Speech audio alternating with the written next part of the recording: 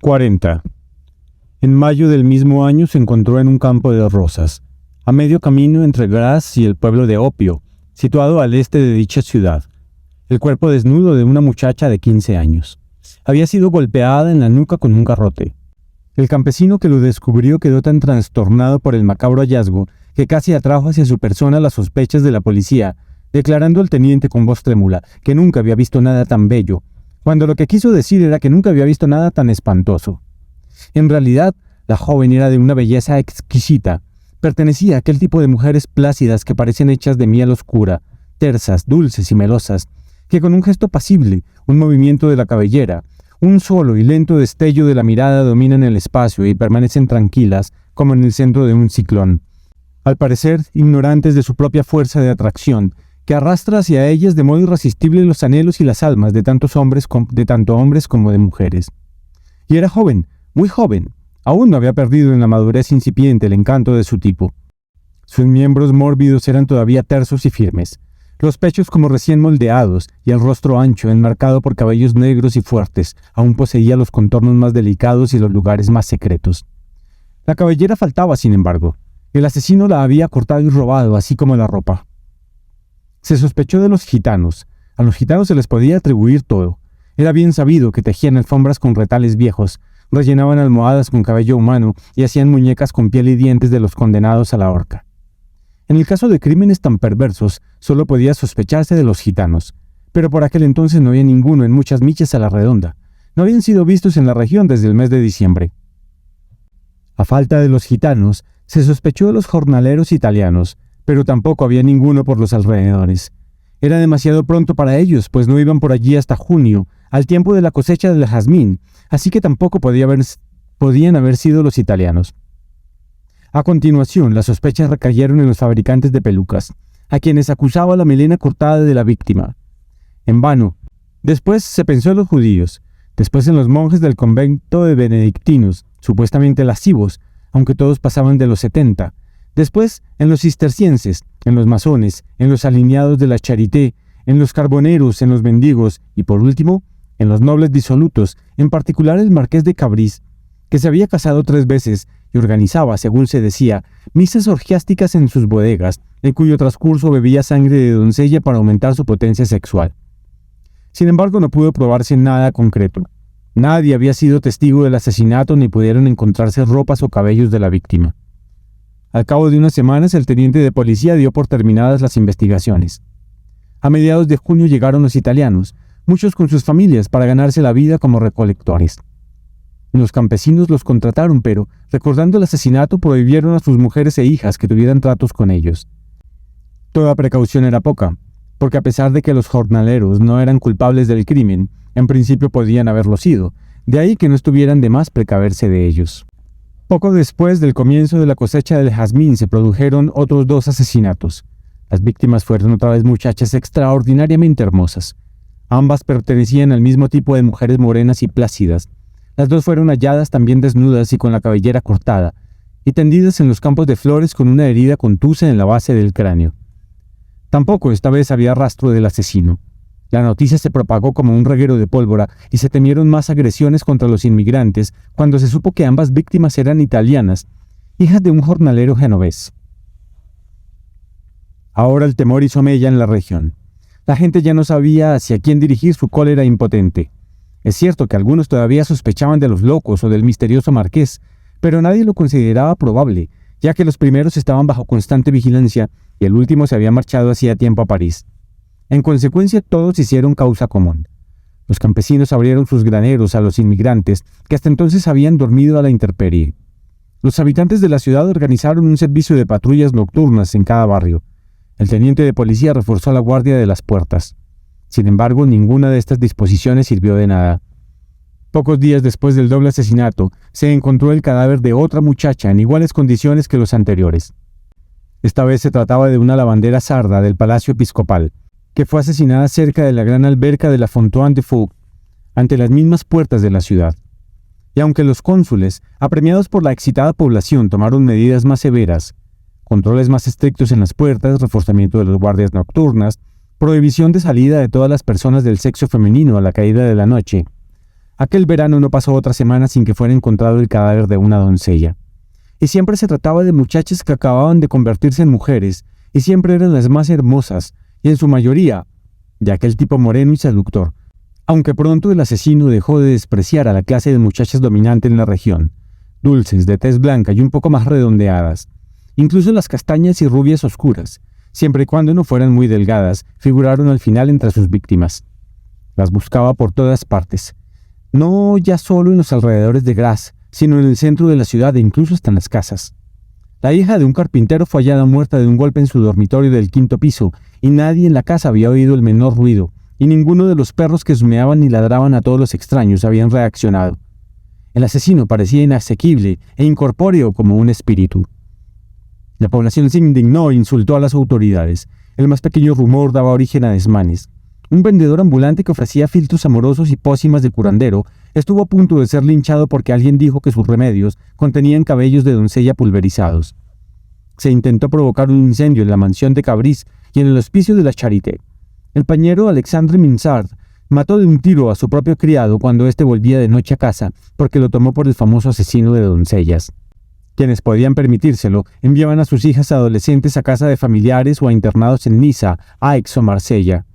El teniente de policía fue relevado de su cargo a instancias del Consejo. Su sucesor encomendó el examen del estado virginal de los cadáveres sin cabellera al Colegio de Médicos. Todas las muchachas estaban intactas. Extrañamente, este hecho incrementó el horror en vez de disminuirlo, porque en su foro interno todos estaban seguros de que las muchachas habían sido violadas. En este caso se habría conocido por lo menos el móvil del asesino, mientras que ahora se sabía lo mismo que antes, no se tenía la menor pista. Y quien creía en Dios se refugiaba en la oración para que al menos la propia casa se salvara del demoníaco visitante. El Consejo, un gremio de los 30 ciudadanos nobles más ricos y prestigiosos de Graz, caballeros ilustrados y anticlericales en su mayoría, que habían preferido ver en el obispo solo a un buen hombre, y los conventos y abadías convertidos en almacenes o fábricas.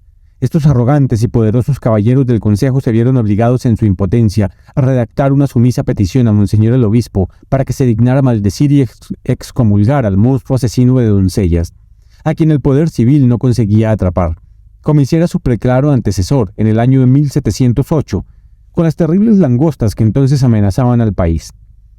Y de hecho, a finales de septiembre, el asesino de doncellas de Graz, que hasta la fecha había cegado la vida de nada menos que 24 de las más hermosas doncellas de todas las capas sociales, fue maldecido, excomulgado y proscrito con toda solemnidad en todos los atrios de las iglesias por escrito y oralmente, desde todos los púlpitos de la ciudad, entre ellos el de Notre-Dame de Poix, por boca del obispo en persona. El éxito fue contundente. Los asesinatos cesaron de la noche a la mañana. Octubre y noviembre transcurrieron sin cadáveres. A principios de diciembre llegaron noticias de Grenoble según las cuales había aparecido allí un asesino de doncellas que estrangulaba a sus víctimas y les arrancaba la ropa a tiras y los cabellos a mechones. Y aunque un crimen tan tosco no coincidía en absoluto con los asesinatos ejecutados tan limpiamente en Graz, todo el mundo se convenció de que se trataba del mismo criminal. Los habitantes de Graz se persignaron 3 veces con gran alivio, porque la bestia ya no se encontraba entre ellos, sino que atacaba en Grenoble, a 7 días de viaje. Organizaron una procesión de antorchas en honor del obispo y celebraron el 24 de diciembre un oficio en acción de gracias. El 1 de enero de 1766 se suavizaron las medidas de seguridad, levantándose el toque de queda para las mujeres. La normalidad volvió con increíble rapidez a la vida pública y privada. El miedo parecía haberse evaporado. Nadie hablaba ya del terror que había dominado a la ciudad y sus alrededores hacía solo unos meses. Ni siquiera en el seno de las familias afectadas se mencionaba el tema. Parecía que la maldición episcopal no solo hubiera proscrito al asesino, sino también su recuerdo, y esto complacía a la población. Solo los que tenían una hija que acababa de alcanzar la pubertad la perdían de vista de mala gana y se inquietaban cuando oscurecía, y eran felices al día siguiente cuando la encontraban sana y alegre, sin querer confesarse abiertamente el motivo. 41. Había, no obstante, un hombre en Graz que no se fiaba de la paz. Se llamaba Antoine Richy, desempeñaba el cargo de segundo cónsul y vivía en una casa señorial al principio de la Rue de Troyes. Richy era viudo y tenía una hija llamada Laure. Aunque aún no había cumplido los 40 años y poseía una gran vitalidad, no pensaba contraer segundas nupcias hasta pasado cierto tiempo. Antes quería casar a su hija, y no con el primer buen partido que se presentara, sino con un hombre de elevada condición. En Vence residía un tal Barón de Bouillon que tenía un hijo y un feudo, buena reputación y una precaria situación financiera, con quien Richie ya había convenido el futuro matrimonio de sus vástagos.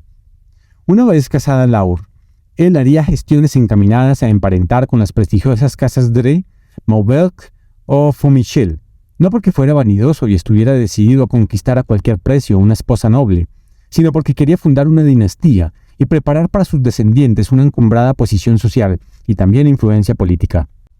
Para este fin necesitaba por lo menos 2 hijos varones, uno de los cuales tomaría las riendas de su negocio mientras que el otro estudiaría leyes, llegaría al parlamento de Aix y obtendría su propio título nobiliario. Sin embargo, un hombre de su condición solo podía abrigar tales esperanzas, con probabilidades de éxito estrechando lazos entre su persona y su familia y la nobleza provinciana. Lo que justificaba estos planes tan ambiciosos era su legendaria riqueza. Antoine Richie era con gran diferencia el ciudadano más acaudalado de toda la comarca. Poseía latifundios no solo en la demarcación de Grasse, donde cultivaban naranjas, aceitunas, trigo y cáñamo, sino también en Vence y en los alrededores de Antibes, donde había arrendado tierras. Poseía casa en Aix, casas en el campo, intereses en barcos que navegaban hasta la India, una oficina permanente en Génova y las mayores existencias de Francia en sustancias aromáticas, especias, esencias y cuero. Lo más valioso, sin embargo, de todo cuanto poseía Richie era su hija única, que acababa de cumplir los 16 años y tenía cabellos de un color rojizo oscuro y ojos verdes. Su rostro era tan encantador que las visitas de cualquier edad y sexo se quedaban inmóviles y no podían apartar de ella la mirada, acariciando su cara con los ojos, como si lamieran un helado con la lengua y adoptando mientras lo hacían la típica expresión de admiración embobada. Incluso Richie, cuando contemplaba a su hija, se daba cuenta de pronto que durante un tiempo indeterminado, un cuarto de hora o tal vez media hora, se había olvidado del mundo y de sus negocios, lo cual no le pasaba ni mientras dormía.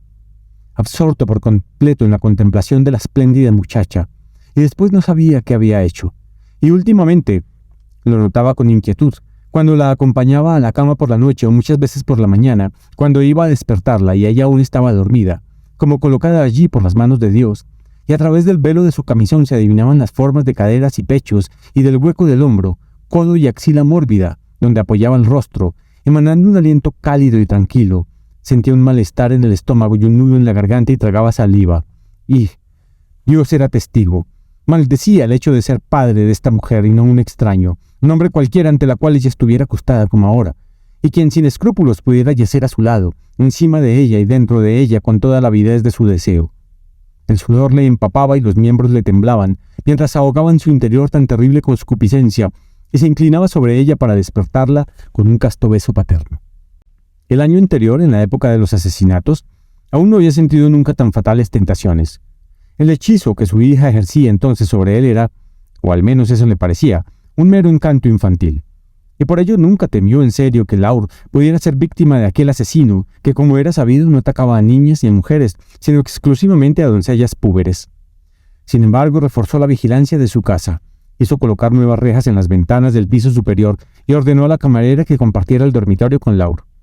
Pero se resistía a mandarla lejos, como hacían los hombres de su clase con sus hijas e incluso con toda su familia.